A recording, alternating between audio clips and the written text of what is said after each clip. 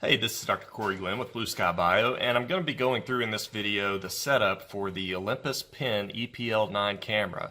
Now, Blue Sky Bio was previously distributing the E-PL8 camera, and there's been a couple of notable changes that I want to go through that are going to be slightly different with this newest version. So, the biggest change that you're going to notice with the E-PL9 camera is that rather than having an external flash which installs here on the hot shoe, now there is a built-in flash on the camera. That did necessitate us to redesign the diffuser for the camera, make it wider and make it offset more so that there was not flash bleed through going around the side of the camera. So I'll go through that in just a moment. The first thing we need to do is just install the macro converter. And so this is simply the camera as it's going to come out of the box. I've just put on the kit lens. It just installs like any kind of camera lens would. You're going to need this little black part. This is the part that goes in between the macro converter and the actual camera. And so if this is not already installed, and it's easy to miss it if it is, then you'll need to screw this right into the front of the kit lens.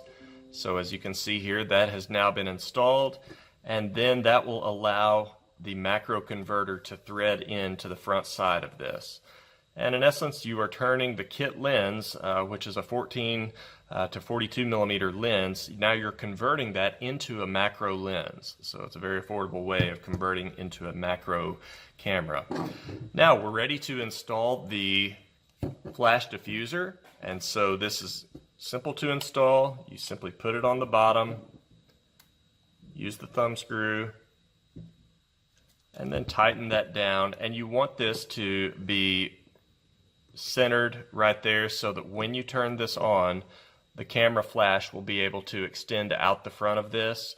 As you can see, it leaves very little room for light bleed through around this, and so again, the biggest change with the newest version is that now with the offset flash, we had to move all of this over, where the previous version was all just diffuser was dead center in the camera. Okay, so that's how you install the diffuser. I am going to remove that just for purposes of showing you these settings, because it'll be easier to rest the camera right here on the table. So let's start the process by just turning the camera on. The lens will go out slightly. You can set your year, month, and day, which I would suggest doing because that makes it easy to track down photos. You know, if you ever need to track back a photo for a particular patient, if you've just got a card full of random teeth and gums, it may be tough to identify who is who. So having that date and time does help narrow that down. Secondly, we want to make sure that we turn the dial to A, that is aperture priority mode. And that's going to give us the ability to use this dial on the top to dial in our aperture, which I would suggest turning until the f-stop is at 20. From the experiments I've done, f20 got me the best results, so I would at least start there. Of course, all of these settings, you know, none of them are a hard and fast rule. You're welcome to tweak them as you see fit to your tastes, but the settings that I've found to work really well are the ones that I'm going to go through. Now let's start going through the menu. So let's just hit the menu button, which is right up here in the upper right. And let's go through, starting up here at the very top. There's going to be a lot of settings that we don't touch, simply because there's so many functions within this camera, but honestly most of them we don't really need. And so let's just go through the ones that are actually going to matter. So if I click on the very top camera with the 1 and click OK, we'll just go through every one of these. And I'm not going to change anything on this except for the metering. The metering should be on the center weighted metering. Okay, generally in dental shooting, you're going to be centering the camera right on the object that you're wanting to focus on, and so we want the metering to be done to get the best lighting on that object. So second one down, that's your center weighted metering. Click that, and then we can go back. Click your left arrow to go back to the main menu. Now let's go down to the camera with the 2 beside it. And there's a few things that we'll adjust here. So right arrow over into this. Image stabilizer I've turned on. I don't know that it necessarily matters a whole lot with the type of photography that's being done in a dental setting, but we can go ahead and do that.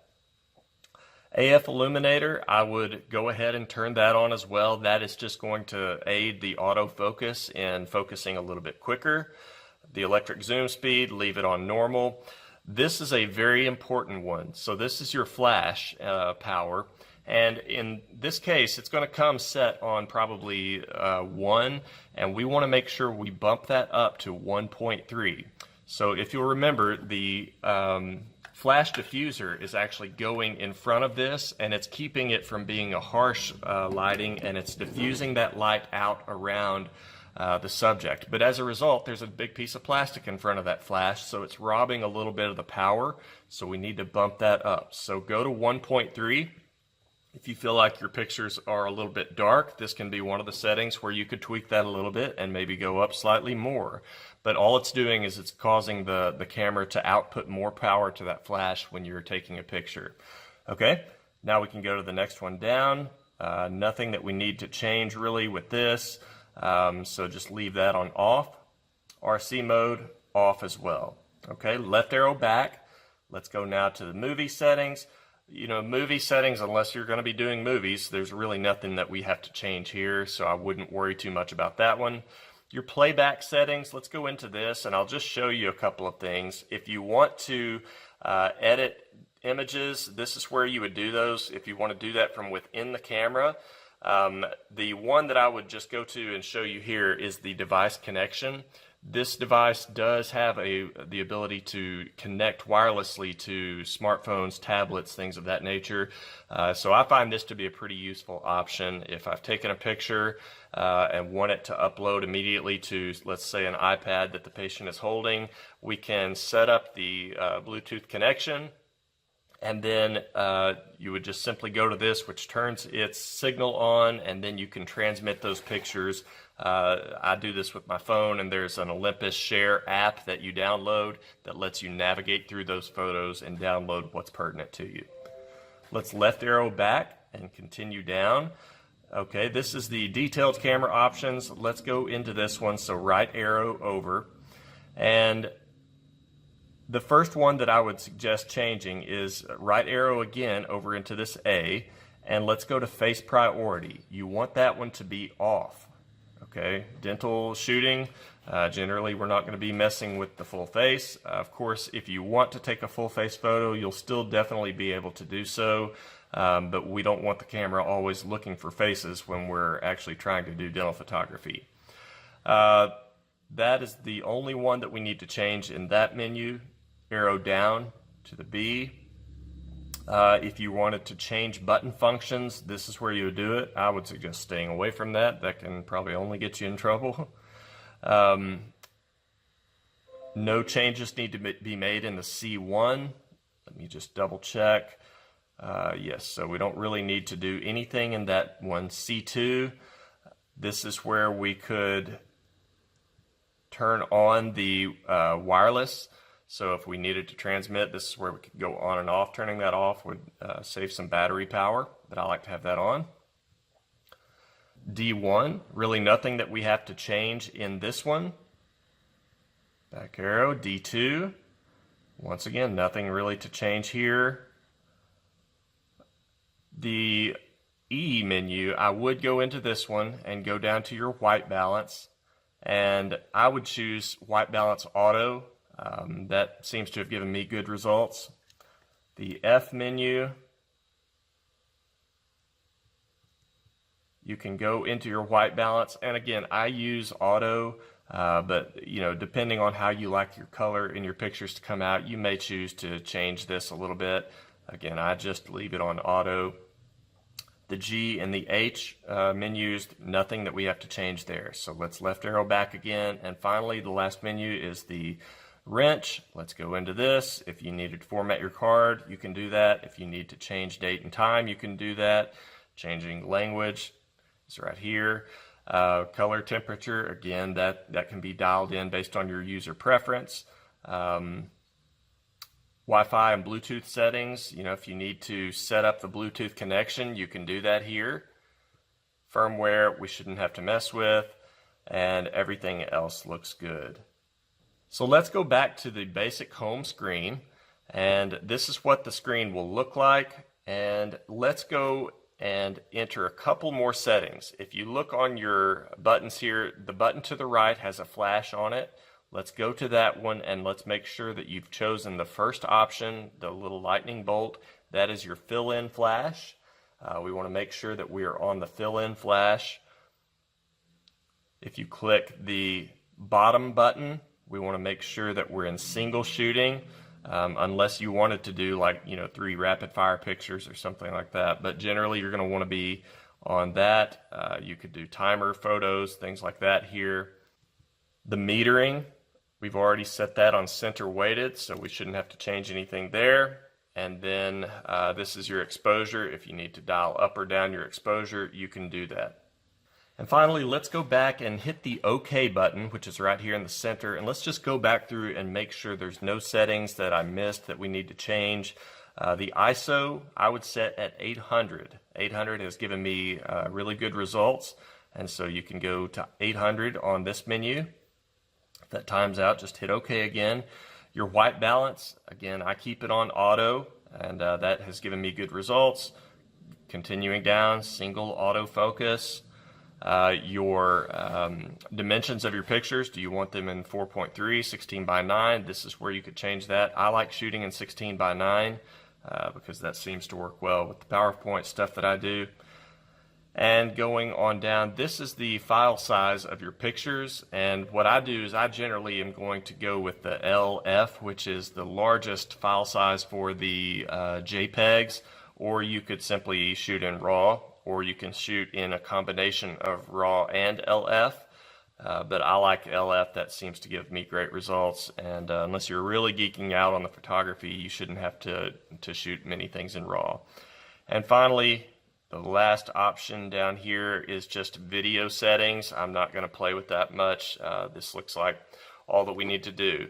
Now the last remaining thing, which I think is really important, is this option right here. If you can look and see the sign that has a finger on it, this is where we want to go to this option right here. This is going to be the option where if you have something on the screen, you simply touch it on the screen and the camera will immediately autofocus and shoot. So if you look here, we're move this where you can see a little better. We're very out of focus, but if I touch on the screen, it immediately autofocuses, and if I hit the play button, you'll be able to see that this is a very well focused picture, and it just immediately does it. So one of the biggest challenges I would have training staff to take photos was that oftentimes they, without a lot of practice, had trouble getting the photos in focus. With this, it shoots like your smartphone.